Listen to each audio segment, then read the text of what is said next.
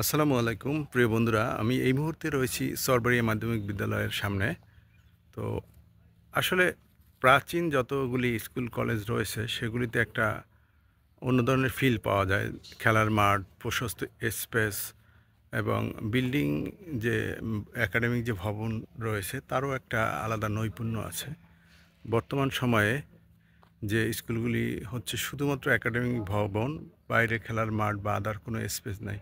তো আমি একটু ঘুরিয়ে দেখাই ব্যাক ক্যামেরায় আপনাদের। বন্ধুরা দেখেন, চরবরিয়া মাধ্যমিক বিদ্যালয়, এটি শ্রেণীকক্ষ নির্মাণ করা হয়েছে ১৯৯৫ সালে। স্কুলটি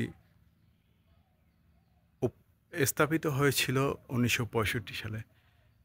মোটামুটি প্রাচীন একটা স্কুল। দেখেন, ২ তলা বিশিষ্ট ভবন, উপরে টিন শেড, নিচেরটা ছাদ সিস্টেম করা এবং প্রশস্ত খেলার মাঠ রয়েছে। এবং এই পাশে নতুন একটা ভবন দেখা যাচ্ছে, তৈরি হচ্ছে। মাঠটা বেশ প্রশস্ত।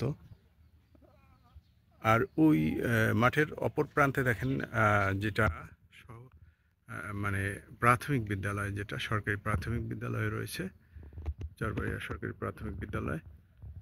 মানে এটা মাধ্যমিক বিদ্যালয়ের একই এরিয়ার ভিতরে রয়েছে প্রাথমিক বিদ্যালয়, মানে অ্যাটাচ প্রাইমারি যেটাকে বলে। আমি আপনাদের দেখাচ্ছি। একটা গ্রামীণ প্রকৃতির মাঝে খুবই চমৎকার একটা পরিবেশ। এখন বর্তমান সময়ে শহরের যে স্কুল কলেজ নতুন করে তৈরি হচ্ছে সেগুলোতে এইরকম খোলামেলা স্পেস নাই, এত সুন্দর পরিবেশও পাওয়া যায় না।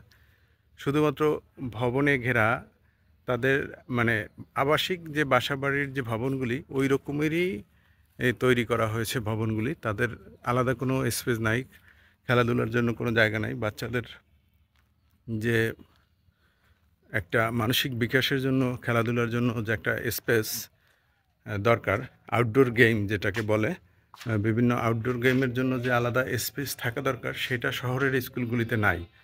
তারা ইনডোর বিভিন্ন প্রকার গেম আছে, যেমন দাবা, তারপরে লুডো টুডু, এই জাতীয় কিছু খেলা টেলার ব্যবস্থা তাদের কমন রুমে আছে।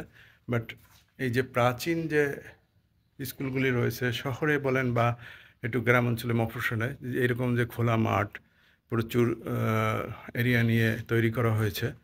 তো এটা খুবই একটা ভালো বিষয়। আর বর্তমানে যারা স্কুল কলেজ তৈরি করতেছে, নতুন নতুন যেগুলি গড়ে উঠতেছে, এগুলি বিভিন্ন জায়গার স্বল্পতার কারণে শুধু ভবনের আধিক্যই দেখা যায়, কিন্তু ওইরকম এত বড় স্পেস থাকে না খেলাধুলার, আউটডোর গেমের জন্য বিশেষ করে খুব একটা অপরচুনিটি থাকে না।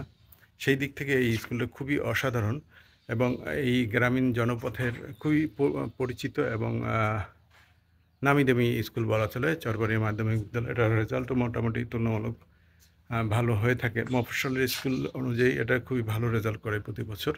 তো ভিডিওটি ভালো লাগলে অবশ্যই লাইক, কমেন্ট, শেয়ার করে পাশে থাকবেন। ধন্যবাদ। পরবর্তীতে আরেকটা ভিডিও নিয়ে দেখা হবে। সে পর্যন্ত সুস্থ থাকেন, নিরাপদ থাকেন। আল্লাহ হাফেজ।